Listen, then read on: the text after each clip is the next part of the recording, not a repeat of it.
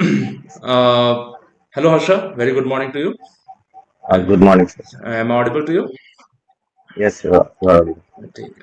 So, kindly introduce yourself. I am Harsha Sharma, Hmm. and I did my BTech in mechanical engineering from Okay. GIST, Uh, and now this is my drop year, and I'm preparing for GATE Gate examination. examination. Okay. So, as per our previous conversations, also I have come.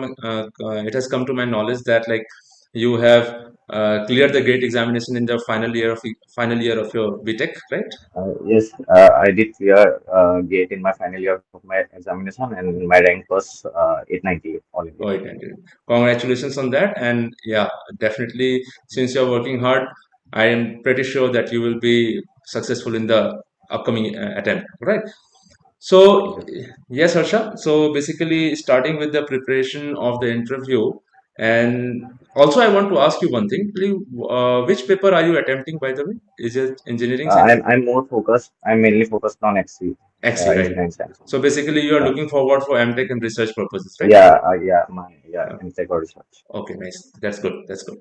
So there would be four subjects, four topics available in engineering sciences, out of which topic you are very confident about. Mainly the applied thermal will consist of the thermodynamics part and Huh? the application of thermodynamics part, Okay. the thermal section rather. Huh? So I'll be taking that section and Huh? I'll be choosing the fluid mechanics section. Fluid mechanics. The fluid mechanics, the syllabus is uh, uh, like 80% similar to get mechanical, only Huh? 20% extra. Okay, okay. Yeah. No problem in that. Nice, lovely. So here we start. So basically, starting with the topic of thermal, gradually you will have three set of interviews. Basically, in the first interview, we will train you for the thermal part, and in the second interview, I'll definitely will train you for the fluid part, and in the third interview, we will definitely have a conglomerated, yeah, assemble questions from different topics altogether, and we will train you for that. All right. So basically, talking about thermal engineering, and since you have been studying about thermal engineering, and I would like to know from you a few of the questions regarding thermodynamics. So basically, can you tell me what is the sign convention we use for heat and work in a thermodynamic system? Okay, the sign convention, we like the typical sign convention that we use Uh, for heat. That is, if heat is getting added into the system, we use positive sign. uh, If heat is getting out of the system, then uh, we use negative sign. Negative sign. If work is done by the system, then we will use positive. If work is done on the system, we will use negative sign. Negative But the sign. sign convention can differ also. But Uh, it is. But generally, we use this This sign one, yeah, convention. yeah. So this is the general sign convention that we use out here, basically in our curriculum. And yes, so in this case, Harsha, it is better. Your answer is correct, and it is better to use some technical words. Basically, if you say like if it is not getting into the system or getting out of the system, you will say that if the heat is supplied to the system, it is positive, and if the heat is being rejected by the system, it is negative. All right. So Okay. maintain Okay. some technicality in the questions. You will shine better. So yeah, Okay. one more thing. So there are three different matters existing in this universe. Three different types of matters. We have solid, liquids, and gases, right? So Okay. which matter of the out of these matters, which of them have constant specific heat, and which of them have variable specific heat? Sir, solid usually have a constant specific heat. Hmm. We treat it as incompressible substance, and we treat the specific heat to be constant. Constant. But for even for water also, like few liquids like water, we use a constant value of Constant. specific Yes. heat, Yes. like 4.18 for water. Yeah. Yeah. But for Sure. gas, but for ideal gas, it is a function of temperature. Yeah. The specific heat. Huh. For ideal gas, it will be a function of temperature, so it won't be constant. It will be something like it will be a function of temperature, basically. Okay, okay, okay. So basically, when you talk about, I'll make you correct out here. So when you talk about the specific heats in gases, specific heat in gases will be like there are two types of specific heats. It's not a function of Yeah. basically it's not directly a function of temperature. You can say that It's like gases behave differently under different conditions of pressure and volume. So under constant pressure, we will have the specific heat as Cp, and under constant volume, we will have it as Cv, right? So Cp and Cv are the two different specific heats for the gases. Very Yeah. nice, no problem. So Harsha, what is the ratio of specific heats for ideal gas? So specifically, it is basically if I'm talking about Cp by Cv, Yeah, the yeah, ratio of the specific gas, it's basically gamma, and if it is diatomic, its value is 1.4. 114. Yeah. So what do you mean by gamma here? What do you understand by gamma So gamma is basically known as it is the ratio of specific heat first here? thing, and Uh, secondly, it is the adiabatic index basically what we call yeah, as. very good, very good. So adiabatic index of we can call it a reversible adiabatic process that we use, right? So it is Yeah. PV to the power gamma. Fine, very good. And what is the difference of specific heats of a gas? Of a difference of a specific heats? Yeah. Yeah, in generally, we can say the specific, if we compare the specific heat, we will say that specific heat at constant pressure is greater than specific heat at constant volume. Volume. Yeah. Right. So basically, Cp is greater than Cv, Uh, and yeah, and yes. what is the value of the difference? Any idea? Okay, if I'm talking about air, the Cp is 1.005 and Cv is 0.718. Right. Okay. So that will be the Cp minus Cv value. Okay. But Okay. yeah, So in general, Harsha, nice. You have quite specified the answer here, but in general, if you say so, when you talk about the difference of specific heats of a gas, then you will have to mention it as like difference of a specific heat is equal to the characteristic gas constant of a gas. Cp minus yes, Cv is equal remember. to R. Yeah. So Yes. yeah. So basically, I'm correcting you because you need to be very clear about what you No, have to speak in yeah, the interview. So this is a mock drill. yeah, We will get yeah, better eventually in the line. yeah, yeah. Uh, when you talk about Cp and Cv, Cp minus Cv is equal to R, which is ideal gas constant divided by the molecular mass of the gas we consider in the system, right?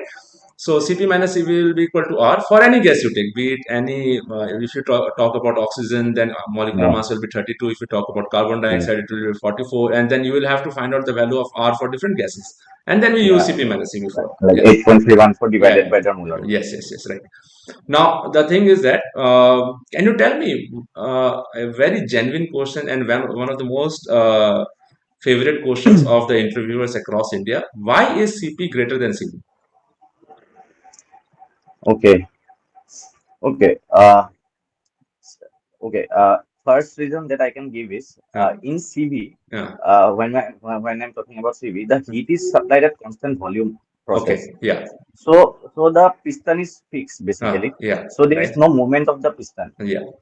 So Uh, that is one of the thing. And when I'm supplying it at constant pressure, there is change in internal energy, but also there is the movement of piston. uh, So the heat supplied is getting involved in doing the displacement work as well as changing the temperature of the gas. right. Yes. So Yes. I can say that Cp is greater than Cv. That is a very intuitive way.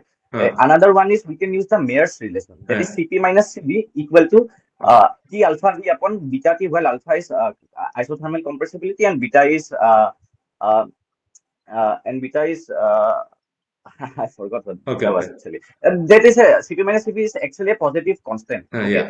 so Cp is Cv plus positive something. Yeah. So basically Cp is greater than Cv. So CP. that is mathematical, and one was that I Yes. gave already. So your first answer in this case was much more appropriate. Cp minus Cv is equal to R. Suppose if you supply, I'll discuss with you.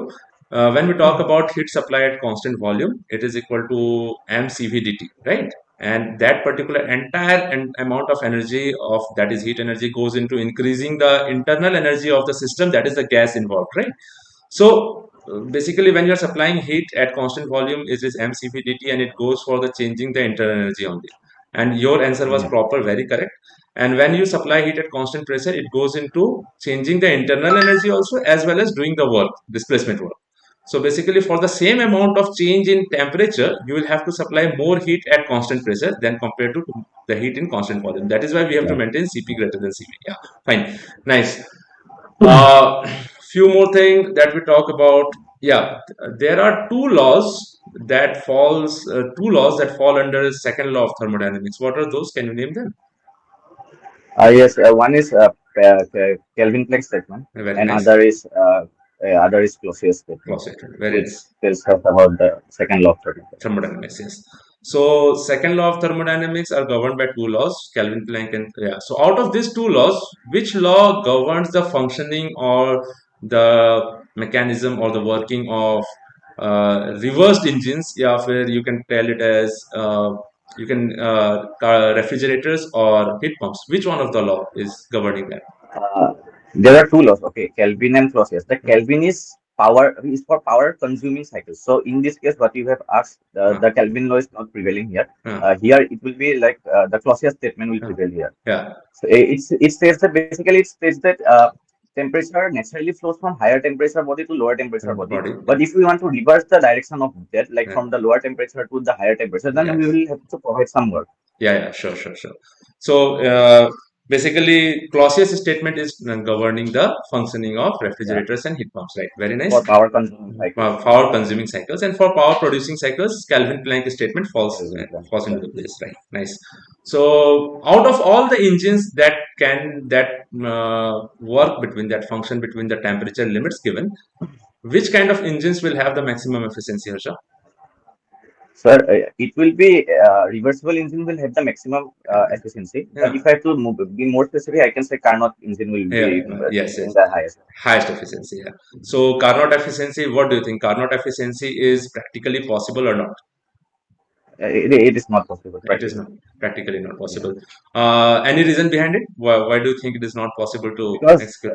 practically no process is uh, reversible. It is there is always some irreversibility and Possibility is exerted destruction associated with the process and yes, yes. entropy generation. Entropy generation, right? Very good. So basically, the entropy takes birth from the second law of thermodynamics, right? Yeah. So you must be very well aware of it. And when we talk about Carnot cycle, basically what happens, I'll tell you a proper explanation also, Arsha. This is Yeah, for your good. When we talk yeah. about Carnot engine, the Carnot engine, how many processes are there in Carnot engine? How many processes? Four Four. processes Four bounded processes. by isothermal and adiabatic. Yeah, bonded by isotherm. Very nice, very nice. So there are two isotherms and there are two isentropics, right? So two isotherms, that is the heat supplied at constant pressure, at constant temperature, and heat rejected is also at constant temperature. So higher temperature is the temperature at which the heat is supplied, and lower temperature is the temperature which is the temperature of the sink, right? So when we talk about supplying heat and rejecting heat at constant temperature, the process has to be quasi-static. It has to be very Yeah, extremely slow. yeah, So in a cycle, when the heat supply or heat rejected is taking place, so the cycle or the process of heat addition and rejection will be extremely slow, which makes it impossible to execute the cycle for maintaining the temperature yeah, constant while heat supplying it. So that is one of the reasons. Your reason is also correct.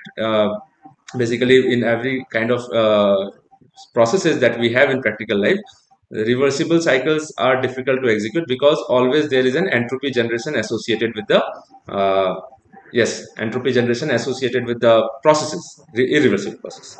Yeah. Now coming down to when we come down to entropy, so there are two things. There is one very important thing about entropy in an entropy. There are two TDS relations. Can you recall them? yeah. Can you? Yeah. It would take 10 seconds for me to prove them, but let me think. Okay, like okay, I can write dq equal to du plus dw. Yeah. Then I can replace dq by tds Yeah. equal to du plus tdv. That is Yeah. one of relation I can One of write. the relation. Yes. So Very one nice. one is this. Hmm. Okay. For open system, I can write okay dq equal to du plus dw, dq equal to tds. Du that will be work will be minus vdp. So Yes. that is the second relation. Yes.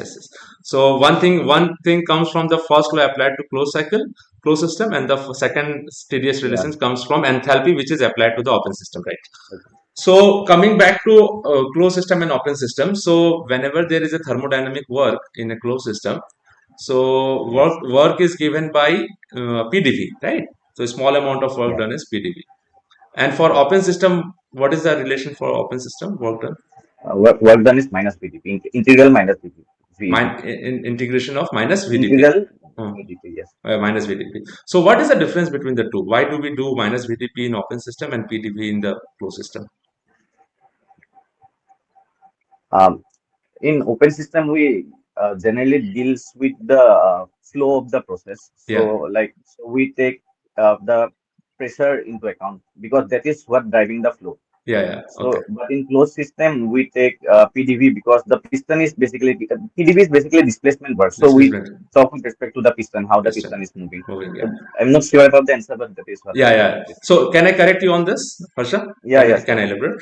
So the thing is that when you talk about work done in a closed system, so in a closed system, for the work to be done by the system or on the system, the boundary of the system boundary has to move. And in other words, we say the boundary has to be displaced, right? Yeah, So that comes the other name of the other name of the work done in closed system, which is known as displacement work, because the boundary is getting displaced somehow. yeah, yeah, Either you're compressing it or you're expanding it. There is a work done. yeah, So it becomes in that case at any instantaneous point, the pressure would be of the system would be at P, and there would be a change in volume.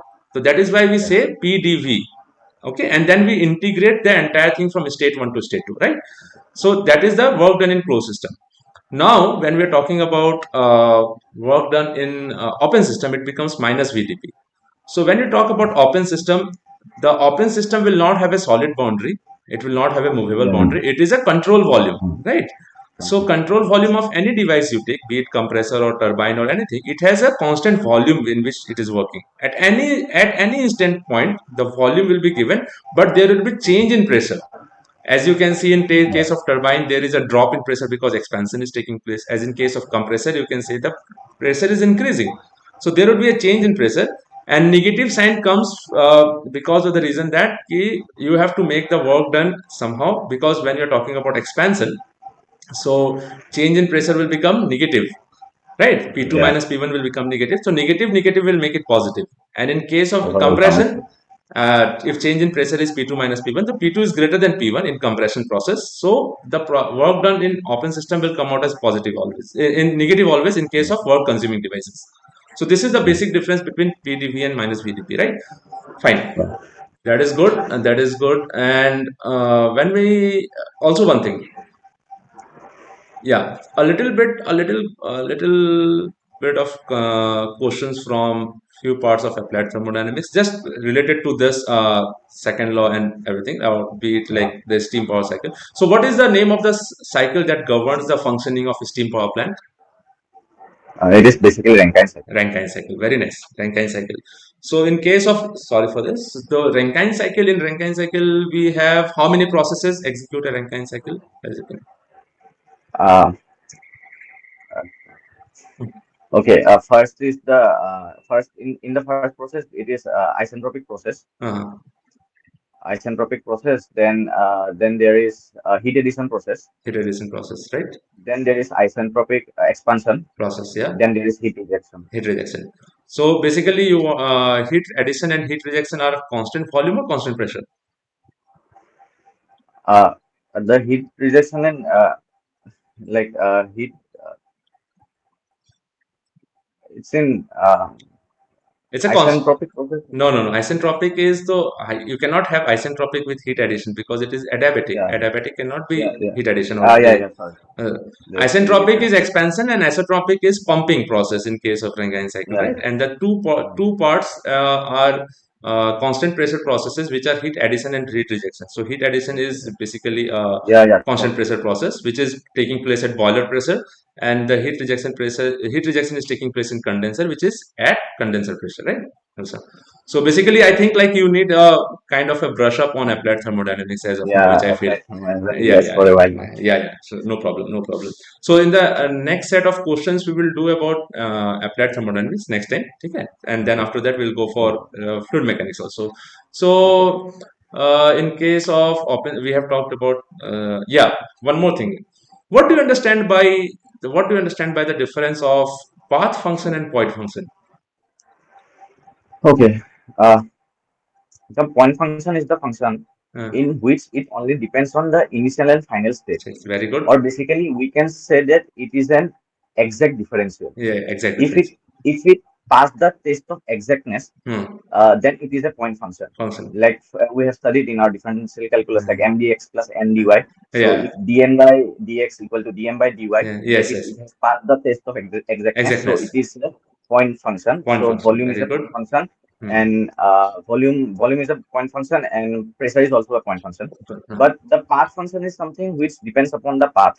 Hmm. So it is a inexact differential. For Yeah. example, what heat entropy generation is a path function. Yeah. So this will depend on the depend upon the path that we are taking. Nice. Very good. Very good. So heat and work are path functions, and all the properties of a system are point functions, be it intensive, extensive properties. Because all the properties that we have are known as. Also, one thing you can add here, Harsha, is that when we talk about point functions, so point functions are those functions or properties of a system which can be represented by a point on any plot, be it PV, TS, pH, H, Yeah. है ना? Yes. So pH chart, or we can have HS chart, HS plot. We can plot these points as a point, but the processes Correct. will be always be the whenever we talk about a process or the path function, it has to be shown by a path, or it will be shown by a line basically in the processes. Very good, very nice. I would Uh, like to add one more thing yeah. to this. Yeah, like if I'm talking about point function, Hmm. suppose I'm integrating volume from dv1 to 2, then I Hmm. can easily write v2 minus v1. Hit There is one. no problem. Yeah. But if I'm integrating a path function, suppose I'm integrating dq, I won't be writing q2 minus Hit q1. one. I will simply write q1 2. One That two. is the path that it will Path. take. Yes, Yeah, yes. Very, very I nice, wanted very to nice. add. Because that is how yeah, that is what you want to say from when we say it is an inexact differential. We exactly don't know what would be the difference between two Yeah, different yeah. points. Yeah, very nice, very nice. Second law we have talked about. First law we have talked about. So fine. So in case, can we use refrigerator as heat pumps? Yes, we can use It is heat pumps. refrigerator systems. So what we need to do to use the refrigerator as heat pump? Usually in the refrigeration process, we take the temperature out from the already lower temperature body. We take But we in take heat, out heat. We take out heat from the lower we temp. take Okay. out heat Hmm. from a Low, already the temperature of the body body is is low. Yeah. lower. Uh, Yeah, in heat pump we will use the same cycle, but hmm. now our effect will be the all to heating a already heated room, Oh yeah. like the same process, but we Hmm. will take the other than the heat coming out from the sink, we'll be taking the heat that is going to the source. Source. Yeah. Right. Right. So basically, when you talk about, if someone asks you a question like in what way we can use refrigerator as heat pump, all you can say in simple words is that we have to reverse the we have to reverse the entire functioning of the refrigerator, right? Yeah, The we yeah, have to if we are using refrigerator as heat pump, then the part of the refrigerator which is rejecting heat should be used, rejecting heat, when the part of the refrigerator which yeah, is rejecting heat should be used in the space which has to be heated, right? yeah, So yeah, if we face the rear part of the refrigerator towards the room that we want to heat, it will automatically heat it up by extracting yeah, heat from the other side of the room, right? yeah, So yes, this is what we have here. And when we talk about in the coming time in applied thermodynamics, you will come across topics like refrigeration, right? So yeah, there will be questions like, I'm telling you from now onwards only, there will be questions to you that they will ask you the questions of, for example, you will be coming across questions like, if the temperature of the body is already very low inside the refrigerator, then how is it extracting heat in the refrigerator? So how more heat is being extracted? If the body is already cold, then how is the refrigerator functioning, right? So these things will be asked to you in applied thermodynamics part. So as of now, this particular thing will be enough for thermodynamics today. Okay, Harsha. So okay, okay. it was a wonderful session. What you need to work Okay. upon is that you don't have to panic. As of now, I can see Yeah, that yeah, in your on your face that you are panicking a bit regarding what question might be yeah, there. You just relax. yeah, Okay, in the interview, yeah, just relax. In the yeah, interview, if you see if somebody is asking you a question and if you are not able to answer it, don't panic. And if you yeah, are committing a mistake, so kindly seek the help of the interviewers also, no problem. Just you can yeah, yeah, ask. So you have to show that level of confidence also. Don't panic. yeah, Work on this particular part. You will come with good yeah, answers. Involve technicality in the answers rather than using layman language, since you are an engineer right now, right, Harsha? yeah, So what we expect whenever there are people or company hiring engineers, we expect that the engineer should have certain yeah, amount of technicality in his mind and his the yeah, words he chose. So Yes. in that case, you work on it, no problem. Okay. So I will keep guiding you, no problem. And then after this Okay. interview, you can consistently ask, seek for help regarding anything. Okay. Okay. I'll be there Okay. for you. Thank you. Thank you. Thank Okay. you so much, Asha. Thank you, sir. Thank you, sir.